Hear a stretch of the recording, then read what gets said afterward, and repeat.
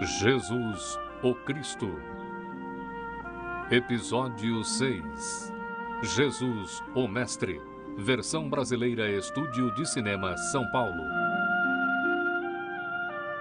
Um dos papéis importantes de Jesus durante o seu ministério terrestre foi o de ensinar. E vós orareis assim: Pai nosso, que estais no céu, santificado seja o teu nome. Venha o teu reino a nós. Seja feita a tua vontade, assim na terra como no céu. O pão nosso de cada dia nos dai hoje. Perdoa-nos nossas dívidas, como nós perdoamos nossos devedores. O perdão era um dos assuntos preferidos de Jesus. Receber o perdão de Deus e perdoar um ao outro. As pessoas ficavam maravilhadas com os ensinamentos de Jesus.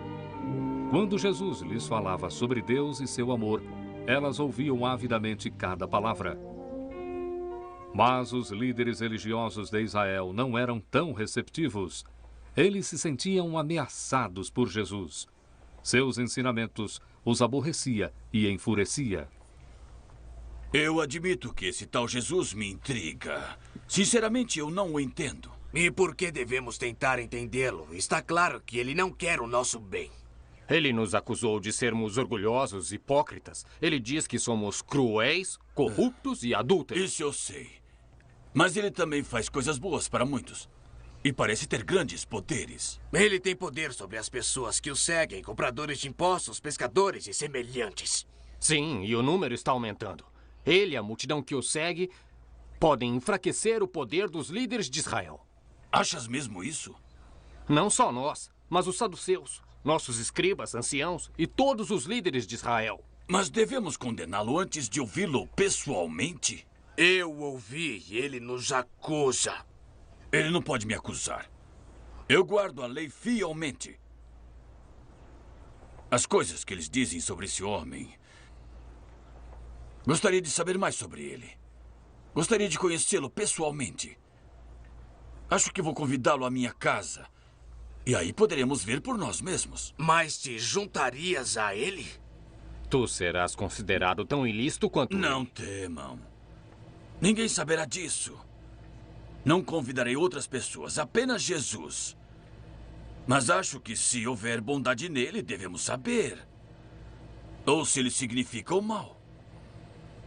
Então me apoiem, meus amigos, e jantem comigo, quando eu convidar esse carpinteiro de Nazaré à minha casa.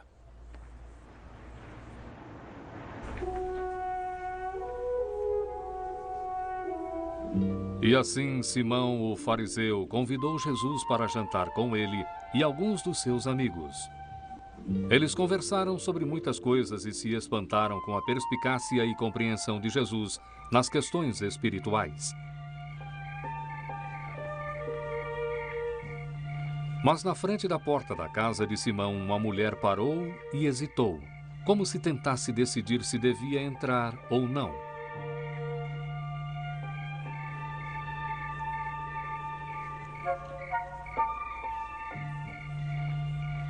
A mulher era considerada pelos habitantes da cidade como indecente e pecadora.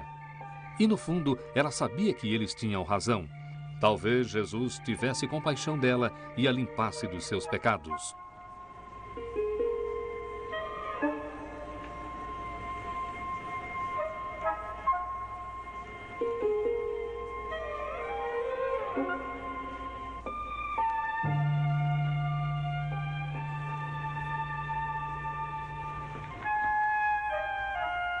Simão e os outros fariseus observavam o que estava acontecendo com reprovação. Como podia Jesus permitir que essa mulher pecadora o servisse? Simão falava consigo mesmo. Se este fora profeta, bem saberia quem e qual é a mulher que lhe tocou, pois é uma pecadora. Simão, tenho uma coisa a dizer-te. Dize-a, mestre. Certo credor tinha 2 devedores. Um devia-lhe 500 dinheiros e outro 50. Não tendo eles como pagar, perdoou a ambos. qual deles o amará mais? Tenho para mim que é aquele que mais devia. Julgaste bem. Vês tu esta mulher? Entrei em tua casa e não me deste água para os pés. Mas esta regou-me os pés com lágrimas e enxugou com seus cabelos. Não me deste ósculo, mas esta não tem cessado de me beijar os pés. Não me ungiste a cabeça com óleo, mas esta ungiu-me os pés com unguento. Por isso te digo que seus muitos pecados lhe são perdoados, porque muito amou. Mas aquele a quem pouco é perdoado, pouco ama.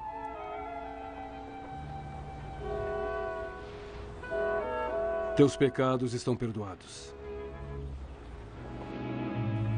Quem é esse que até perdoa pecados?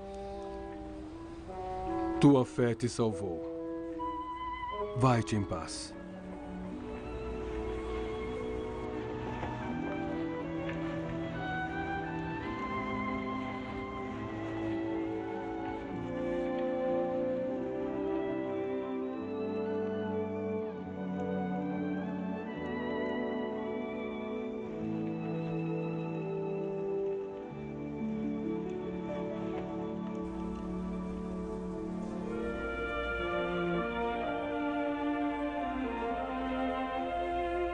Algum tempo depois, Jesus estava falando com seus 12 discípulos em Capernaum, e de novo o assunto era o perdão.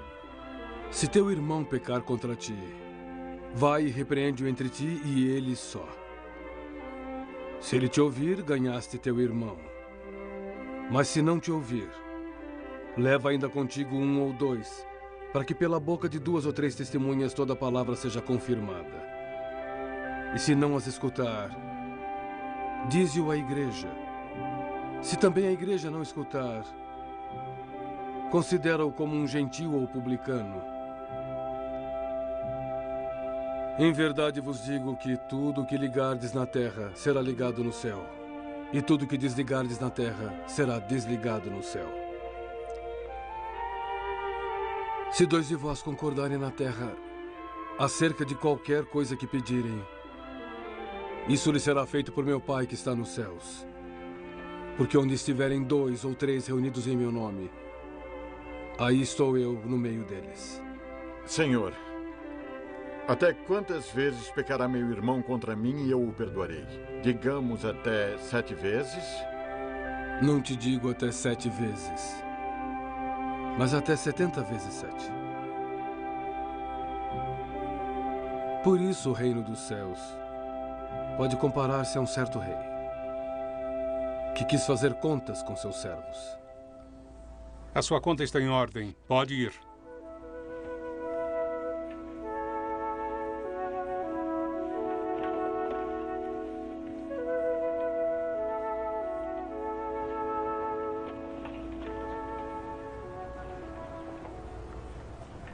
A sua dívida conosco é grande demais.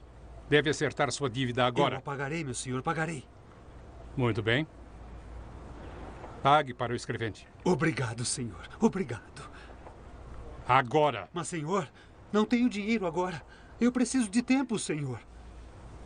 Neville, venda-o como escravo. Venda sua mulher e filhos, tudo quanto tem, para que a dívida se pague.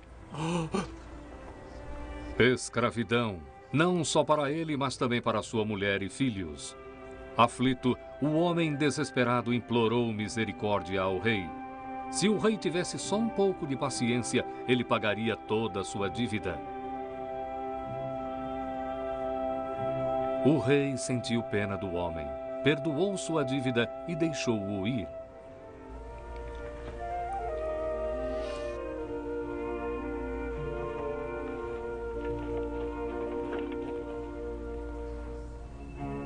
Saindo, porém, aquele servo encontrou um de seus conservos que lhe devia 100 dinheiros.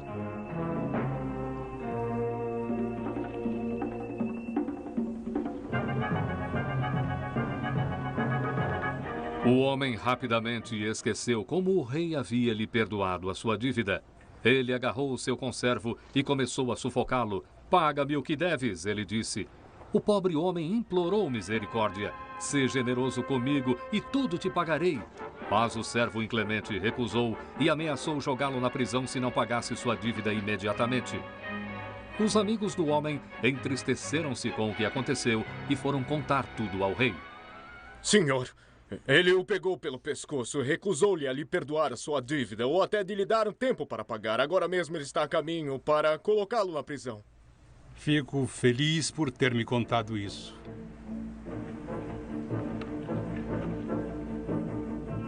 Tragam-me esse homem inclemente imediatamente.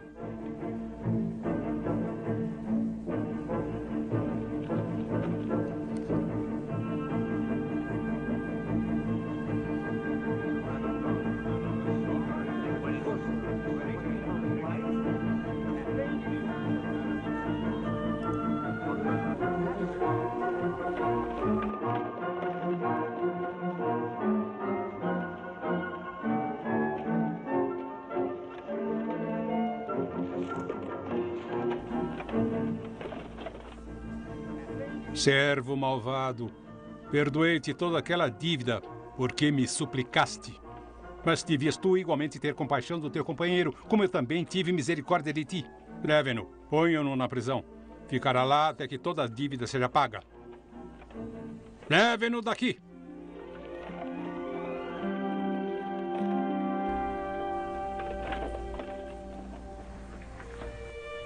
Assim vos fará também meu Pai Celestial, se de coração não perdoardes cada um a seu irmão. Jesus queria ter certeza de que seus discípulos entendessem o que era perdoar. Quando nós perdoamos os outros, o nosso espírito generoso abre a porta para o perdão de Deus. Perdoa-nos as nossas dívidas, assim como nós perdoamos aos nossos devedores.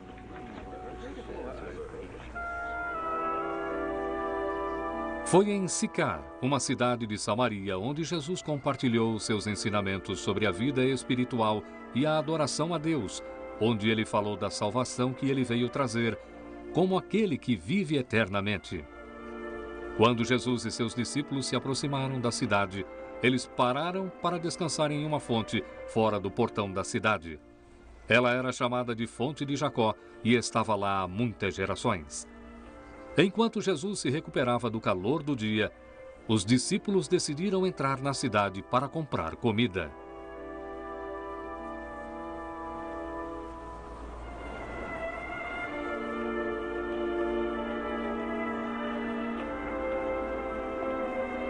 Quando eles partiram, uma mulher samaritana veio tirar água da fonte.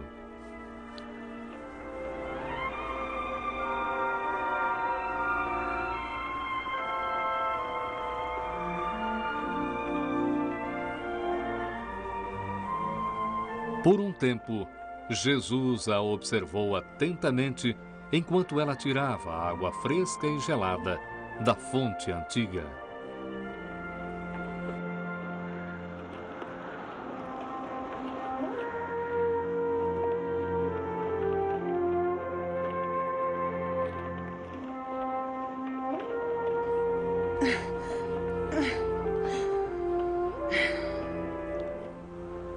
Mulher, dá-me de beber. Como sendo tu judeu me pedes de beber a mim, que sou mulher samaritana? Se tu conhecesses o dom de Deus, que é quem te diz, dá-me de beber, tu lhe pedirias e ele te daria água viva. Mas, Senhor, tu não tens com que tirá-la, e o poço é fundo.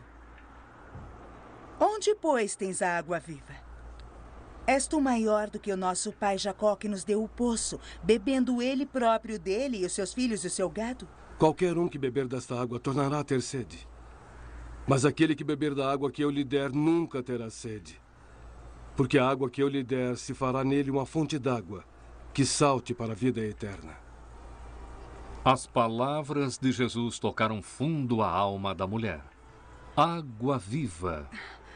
Senhor, Dá-me dessa água, para que eu não mais tenha sede e não venha mais aqui tirá-la.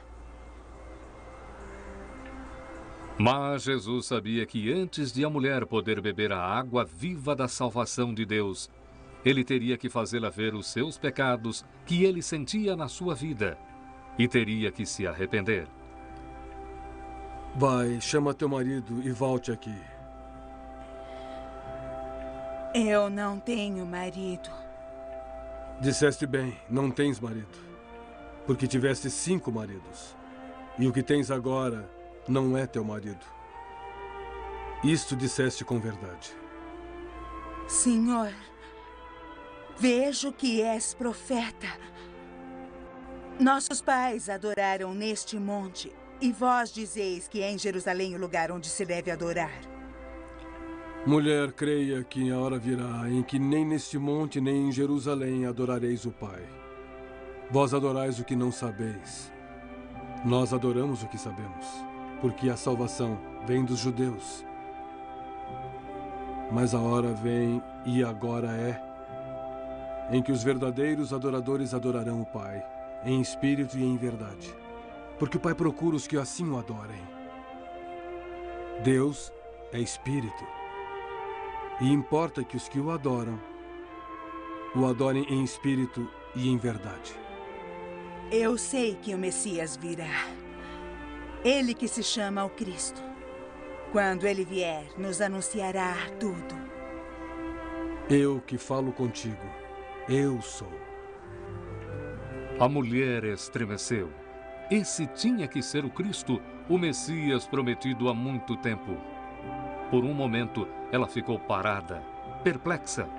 Uma onda de arrependimento passou por ela quando ela se abriu para o perdão divino.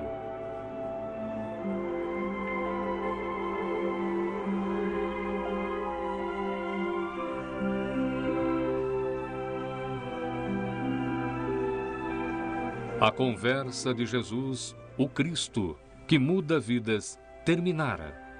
Mas o efeito na vida da mulher estava apenas começando. Mestre, trouxemos comida.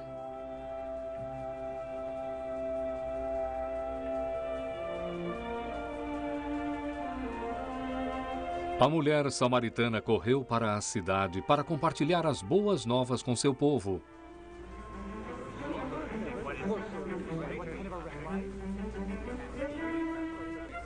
Vinde, vede um homem que me disse tudo quanto tenho feito, ela disse para eles.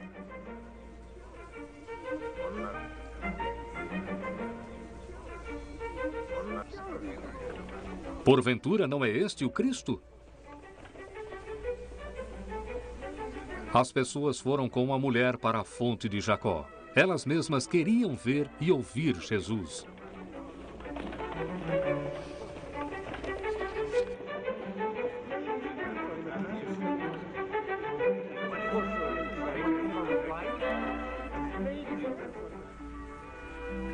Mas, mestre, precisa comer.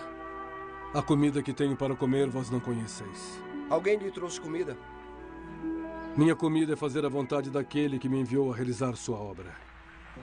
Não dizeis vós que ainda há 4 meses até que venha a ceifa? Eis que eu vos digo: levantai vossos olhos e vede as terras que já estão brancas para a ceifa. E o que ceifa recebe galardão e junta frutos para a vida eterna. Assim o que semeia como o que ceifa, ambos se regozijarão. Porque nisso é verdadeiro ditado, que um semeia e outro ceifa. Eu vos enviei a ceifar onde vós não trabalhastes. Outros trabalharam, e vós colheste seu trabalho.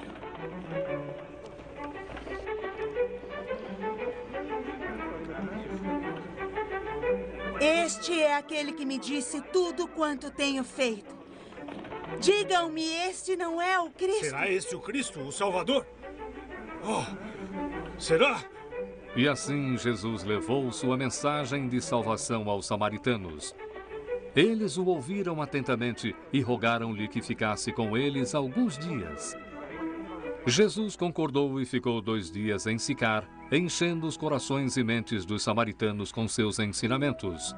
E muitos mais acreditaram por causa das suas palavras.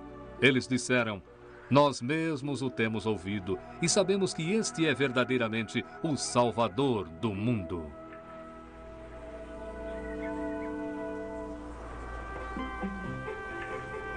Dia após dia, semana após semana, Jesus e seus discípulos viajaram pela Palestina, pregando e ensinando o evangelho da vida libertadora e redentora de Deus. Jesus amava o campo aberto. Muitos de seus ensinamentos refletem o mundo da natureza, a beleza do solo, a força da semente, a preocupação de Deus com os pássaros e sua preocupação maior ainda com as pessoas. O bom pastor. Eu sou a videira, vós as varas.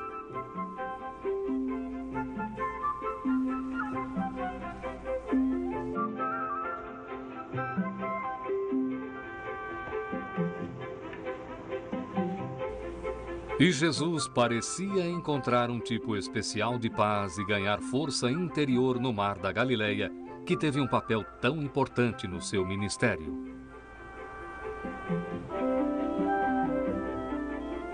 Foi em um monte, provavelmente perto de Capernaum, onde Jesus pregou o seu sermão da montanha, no qual ele descreveu a vida espiritual ideal dos seus seguidores, inclusive como se deve orar.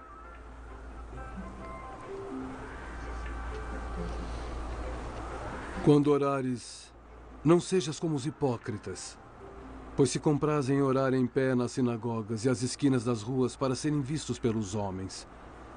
Em verdade vos digo que já receberam vosso galardão. Mas quando orares, entra em teu aposento e, fechando a porta, ora a teu pai que está em oculto, e teu pai que vê secretamente te recompensará.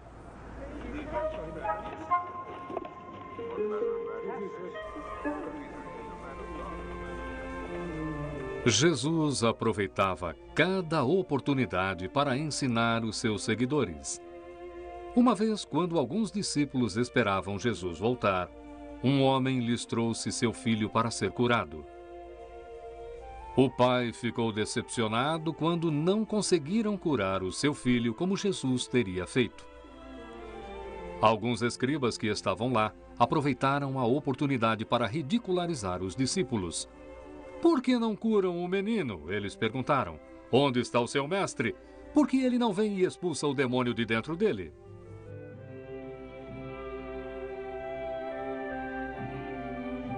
Ele está vindo! O mestre está vindo!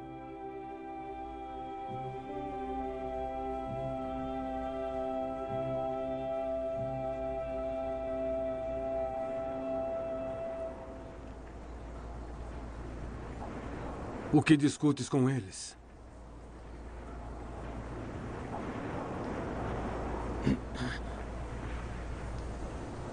Senhor, tende misericórdia de meu filho, que é epilético e sofre muito. Eu o trouxe aos teus discípulos e não podem curá-lo. Ah, geração incrédula. Até quando estarei convosco? Até quando sofrerei por vós? Trazei-o a mim.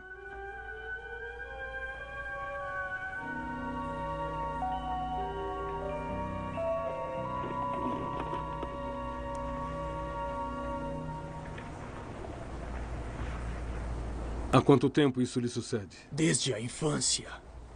Muitas vezes o tem lançado no fogo e na água para o destruir. Mas se tu podes fazer alguma coisa, tende compaixão de nós e ajuda-nos. Se podes crer, tudo é possível àquele que acredita.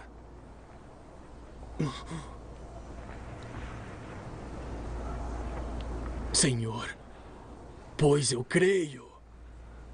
Ajuda a minha incredulidade.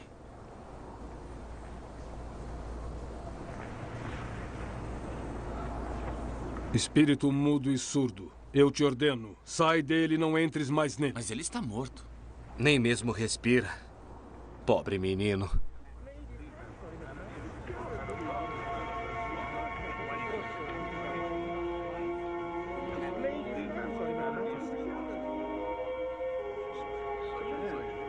Ele está curado. Obrigado, mestre. Obrigado.